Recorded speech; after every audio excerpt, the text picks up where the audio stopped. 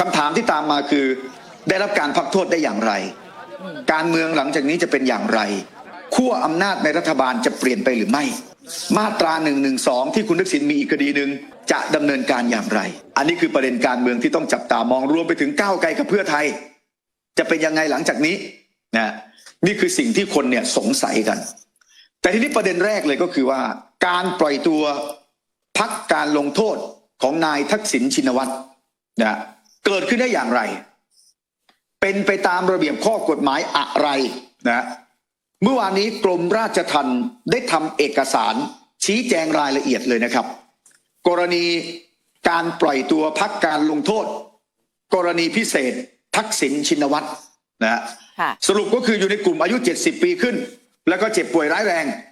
ในรายละเอียดที่เขาให้ไว้นี่ว่ายังไงบ้างฮะคุณป๊อปปี้ฮะในรายละเอียดเนี่ยก็บอกว่าเรือนจำพิเศษกรุงเทพมหานครได้รับตัวนายทักษิณเข้ามาควบคุมตัวในเรือนจำตั้งแต่22สิงหาคม66และศาลฎีกาเนี่ยมีคำพิพากษาตัดสินจำคุก3คดีรวมกำหนดโทษ8ปีและต่อมาเนี่ยนะคะก็ได้รับพระราชทานอภัยลดโทษลดเหลือโทษจำคุกเนี่ยเหลือโทษจำคุกนะคะ1ปีและนับตั้งแต่นายทักษิณรับโทษจำคุกจนกระทั่งถึงปัจจุบันวันที่17กุมภาพันธ์67เป็นระยะเวลารวม6เดือนซึ่งตามแนวทางปฏิบัติของกรมราชทัณฑ์เกี่ยวกับการพักการลงโทษเรือนจำพิเศษกรุงเทพมหานครเนี่ยก็จะตรวจสอบคุณสมบัติแล้วก็หลักเกณฑ์ของนักโทษเด็ดขาดที่เข้าเกณฑ์เพื่อไปดำเนินการขอพักการลงโทษโดยที่กรณีของนายทักษิณเนี่ยจัดอยู่ในกลุ่มผู้ที่มีอายุ70ปีขึ้นไป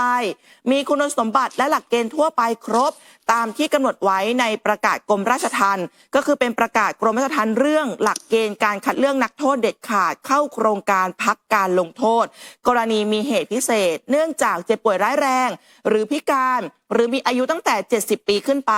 ซึ่งตัวประกาศนี้ค่ะลงวันที่28ตุลาคม63ก็คือเป็นนักโทษเด็ดขาดชั้นกลางแล้วก็ต้องโทษมาแล้วไม่น้อยกว่า6เดือนหรือว่า1ใน3ของกำหนดโทษแล้วแต่อย่างใดจะมากกว่านะคะทีเนี้ยก็จะมีการพิจารณาการพักการลงโทษกรณีมีเหตุพิเศษดังกล่าวเนี้ยค่ะกรมราชทัณฑ์ดำเนินการตามระเบียบของทางราชการซึ่งขั้นตอนการพิจารณาก็คือข้อแรกเนี่ยเรือนจำหรือว่าทัณฑสถานต้องดำเนินการตรวจสอบคุณสมบัติของนักโทษเด็ดขาดที่เข้าตามหลักเกณฑ์ก่อน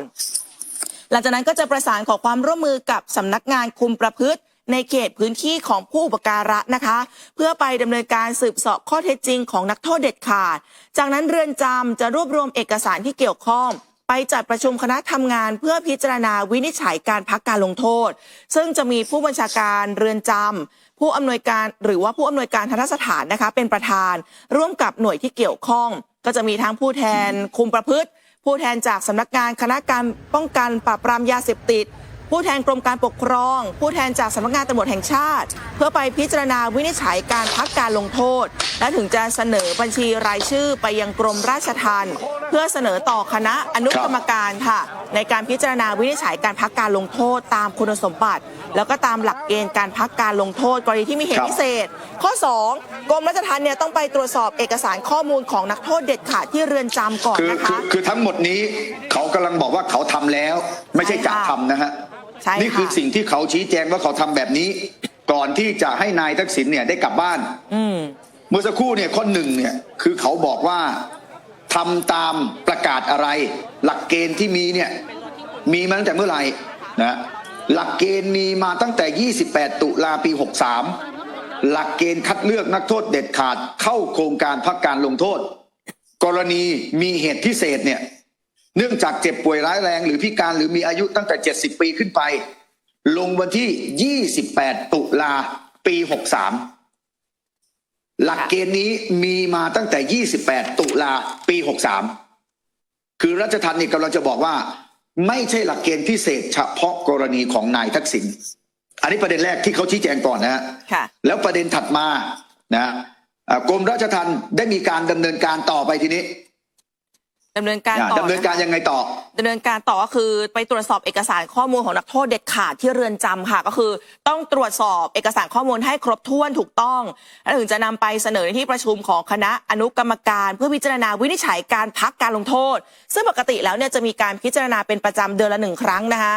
ทั้งนี้เนี่ยการพักการลงโทษกรณีมีเหตุพิเศษกรมราชทัณฑ์จะต้องเสนอบัญชีรายชื่อ ผู้ที่คณะอนุกรรมการมีมติปล่อยตัว ต่อรัฐมนตรีว่าการกระทรวงยุติธรรมค่ะเพื่อไปพิจารณาอนุมัติการพักการลงโทษกรณีที่มีเหตุพิเศษนี่ข้อ2เนี่ยกำลังบอกว่าหลังจากดูแล้วว่าใครเข้าหลักเกณฑ์ก็เสนอที่ประชุมอนุกรรมการเพื่อพิจารณาวินิจฉัยการพักการลงโทษซึ่งประชุมปกติเนี่ยนะประชุมเดือนละ1 ครั้งแล้วการพักการลงโทษกรณีมีเหตุพิเศษราชทัณฑ์ก็เสนอรายชื่อที่ว่านั้นน่ะให้รัฐมนตรีว่าการกระทรวงยุติธรรมพิจารณาอนุมัติด้วยก็เท่ากับว่ารายชื่อทั้งหมดที่ได้รับการพักโทษรอบนี้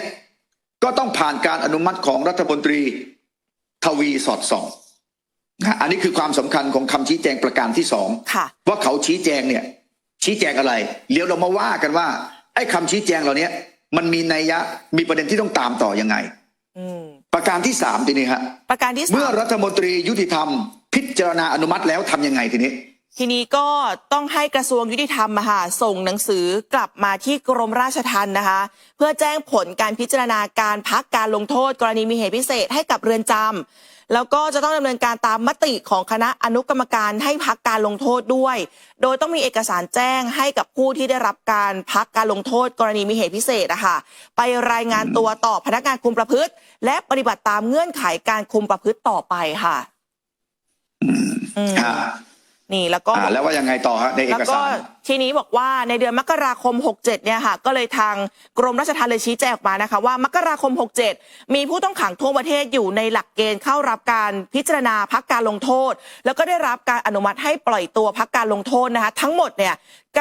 930 รายแบ่งเป็นการพักการลงโทษกรณีปกติ913 รายพักการลงโทษกรณีมีเหตุพิเศษก็คือเนื่องจากเจ็บป่วยร้ายแรงหรือพิการหรืออายุ70 ปีขึ้นไปเนี่ยมีอยู่8 รายค่ะแล้วก็พักการลงโทษกรณีมีเหตุพิเศษในโครงการสร้างงานสร้างอาชีพฝึกทักษะการทำงานในภาคอุตสาหกรรมอันนี้ก็มีอยู่9 รายก็เลยบอกว่าชี้แจงในรายละเอียดทั้งหมดมานี้ก็คือเป็นกรณีการพักการลงโทษกรณีมีเหตุพิเศษของนายทักษิณว่าไม่ได้มีแค่นายทักษิณคนเดียวนะแต่ว่าในกรณีพิเศษเนี่ยมี8 รายค่ะ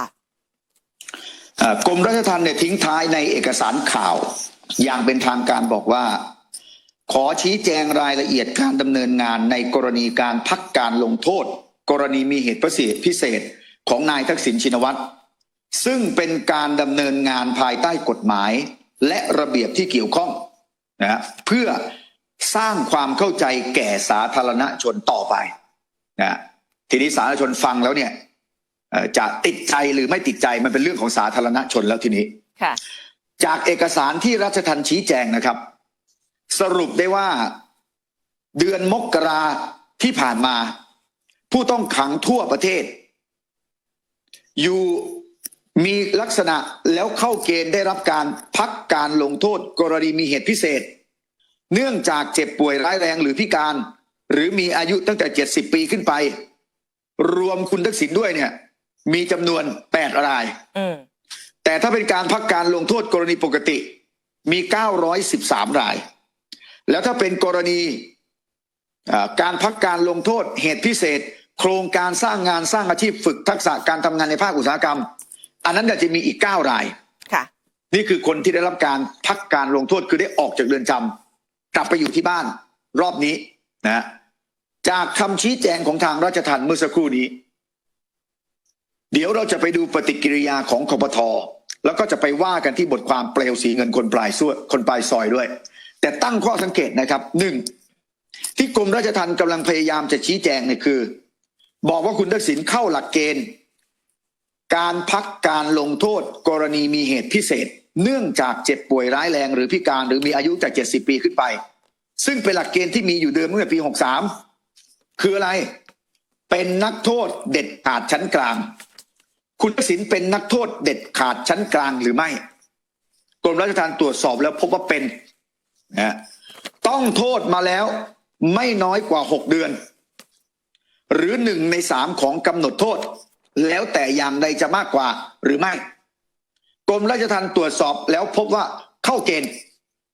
คือรับโทษมาแล้วไม่น้อยกว่า6 เดือน ไม่น้อยกว่า6 เดือนเนี่ยมันเยอะกว่าเพราะคุณทักษิณเหลือโทษจำคุก1 ปี ถ้า1 ใน 3นี่แค่3 เดือนกว่าค่ะแต่กรณีคุณทักษิณเนี่ยไม่ได้ต้องเอาอย่างเยอะสุดคือ6 เดือน6 เดือนก็180 วันครบ180 วันเมื่อวันที่17 กุมภาพันธ์ครบ17 กุมภาพันธ์ก็ได้ออกวันที่18เลยอันนี้คืออ่านระหว่างบรรทัดที่ราชทัณฑ์ชี้แจงแล้วถัดมายืนยันว่าเป็นไปตามคุณสมบัติตามหลักเกณฑ์ที่มีอยู่เดิมและประการถัดมาการดำเนินการเป็นไปตามระเบียบทีนี้ก็ตามที่คุณป๊อปปี้อ่านไปต้องส่งเรื่องขึ้นไปยังไงนะแล้วที่น่าสนใจก็คือราชทัณฑ์บอกว่าราชทัณฑ์จะต้องเสนอบัญชีรายชื่อผู้ที่อนุกรรมการมีมติปล่อยตัวต่อรัฐมนตรียุติธรรมเพื่อพิจารณาอนุมัติการพักการลงโทษกรณีมีเหตุพิเศษแสดงว่าคนอนุมัติก็คือรัฐมนตรียุติธรรมนะแล้วนอกจากนี้เมื่ออนุมัติแล้วเนี่ยต้องมีเอกสารแจ้งให้ผู้ได้รับการพักการลงโทษไปรายงานตัวต่อผู้คุมประพฤติและปฏิบัติตามเงื่อนไขการคุมประพฤติต่อไปนะอันเนี้ยได้มีการแจ้งให้นายทักษิณชินวัตรแจ้งไปแล้วตั้งแต่เมื่อไหร่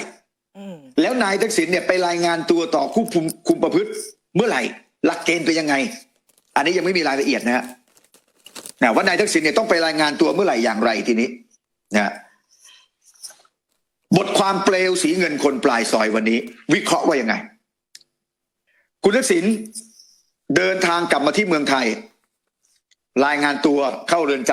ำนอนเรือนจำไม่ทันข้ามคืนป่วยหนักไปอยู่โรงพยาบาลตำรวจยาวแล้วไม่ได้กลับเข้าเรือนจำอีกเลยเพราะวันที่กลับบ้านก็กลับจากโรงพยาบาลก็กลับบ้านเลยแสดงว่าคุณทักษิณไม่ได้กลับเข้าไปเรือนจำอีกเลยเท่ากับว่าไม่ได้นอนคุกจริงๆเลยแม้แต่คืนเดียวอันนี้น่าจะเป็นเคสประวัติศาสตร์ของประเทศไทยหรือไม่อันนี้ถามไปที่ท่านรัฐมนตรียุติธรรมและกระทรวงยุติธรรมรวมถึงกรมราชทัณฑ์เพราะกรมราชทัณฑ์กำลังพยายามจะชี้แจงว่ามีคนได้แบบคุณทักษิณเนี่ยอย่างน้อย9 คนนะที่เข้าเกณฑ์8 คนที่เข้าเกณฑ์พักโทษจากกรณีมีเหตุพิเศษและเจ็บป่วยร้ายแรงหรือพิการมีอายุแต่70 ปีขึ้นไปเนี่ย8 คนผมถามว่า8 คนเนี้ยมีใครที่ไม่ต้องนอนในเรือนจำเลยแม้แต่คืนเดียวมีไหมไม่น่ามีถ้ามีผมเชื่อว่าสังคมจะไม่ติดใจถ้ามีนะแต่ผมเชื่อว่าไม่มีใน8 คนที่ได้รับการพักโทษเนี่ยไม่มีหรอกครับที่คืนแรกไปอยู่โรงพยาบาลเลยแล้วอยู่ยาวเลยจนถึงวันออกเนี่ยนะเพราะฉะนั้นราชทัณฑ์ชี้แจงตรงนี้ถ้าชี้แจงได้เชื่อว่าสังคมจะไม่ติดใจแต่ถ้าชี้แจงไม่ได้ก็เท่ากับว่าไอ้ที่พยายามชักแม่น้ำทั้ง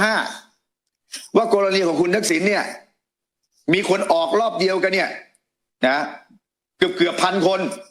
เป็นกรณีพักโทษเหตุพิเศษเจ็บป่วยร้ายแรงหรือพิการหรือมีอายุแต่70 ปีขึ้นเนี่ย8 รายใน8 รายเนี่ยมีคุณทักษิณเป็น1 ใน 8และมี1 เดียวคนนี้แหละที่สามารถที่จะอยู่เรือนจำไม่ถึงข้ามคืนไปนอนโรงพยาบาลยาวจนกระทั่งวันที่ออกมา